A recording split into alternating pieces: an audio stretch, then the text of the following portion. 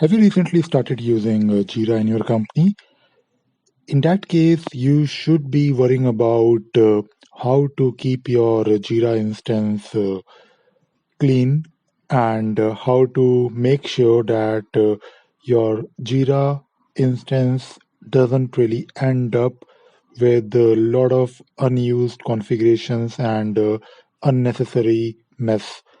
Usually, when you start working on Jira, you enjoy the power of customization. You love working on the tool and you enjoy the customizations that you can do very easily. It is very easy to modify the tool to create new workflows, to add new permission schemes, and most importantly, people create a lot of custom fields and use it in their project, or maybe they use it to workflow transitions, which is totally fine. But if you are just starting to use Jira in your organization, you should from day one try to make sure that you have some kind of standardization when it comes to using Jira.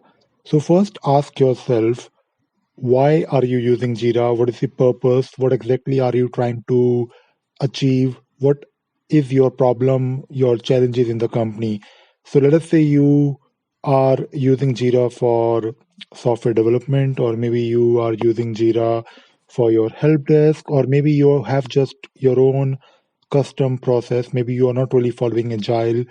You may have your own development methodologies that you follow.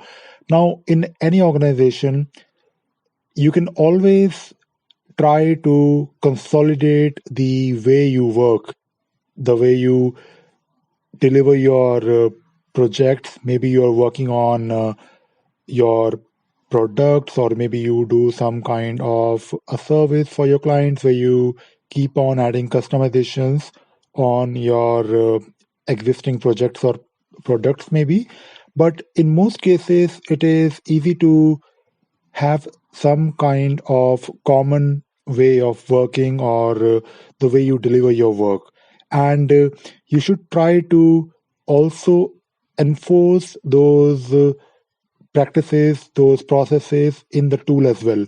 Don't create a new project with its own configurations or with its own set of customizations, because if you start doing that, you will end up with a lot of unnecessary configurations. And from the beginning, you should try to reuse the configurations as much as you can. For example, if you have 15 or 20 projects maybe handled by one or two teams, and the way they work is somewhat similar, it may not be exactly similar, but if it is somewhat similar, then try to create a standard set of configurations for those 20 projects.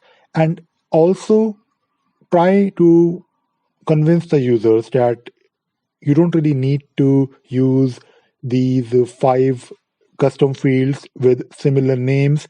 Try to have some kind of a best practice in the organization where you constantly educate users, where you monitor the customizations that are happening, and don't really give the admin rights to a lot of people.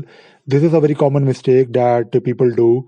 They make a lot of Jira administrators. They basically give this permission to administer the whole Jira instance to their project leads or project managers, and they end up basically creating their own set of configurations, their own customizations by adding more custom fields whenever they need it, which is not a good practice. You should try to set up some kind of a change control board where whenever they have any further set of customizations, maybe they want to add a new workflow, or maybe they want to add a new custom field, or maybe they want to use a new add-on, all those requests should be treated as a change request in your Jira instance. So if you follow these practices from the very beginning, you will definitely be able to make the most out of your Jira instance. And if your Jira instance is running good, then you will be able to provide good service to your users, your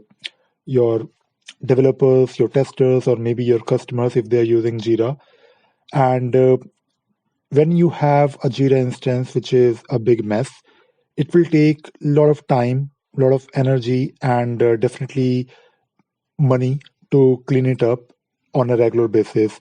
So try to make sure you enforce these practices, these standardizations, or some kind of a best practice in your organization. And this is a responsibility of the team who is responsible for managing Atlassian tools like Jira, Confluence, Bitbucket, or maybe Bamboo. And usually in organizations, there is a team who is responsible for managing the tools, and that team is responsible for making sure that the Jira instance is running fine. So try to enforce these practices in the organization and have some kind of a standard. So I hope you enjoyed listening to this podcast. Thank you very much.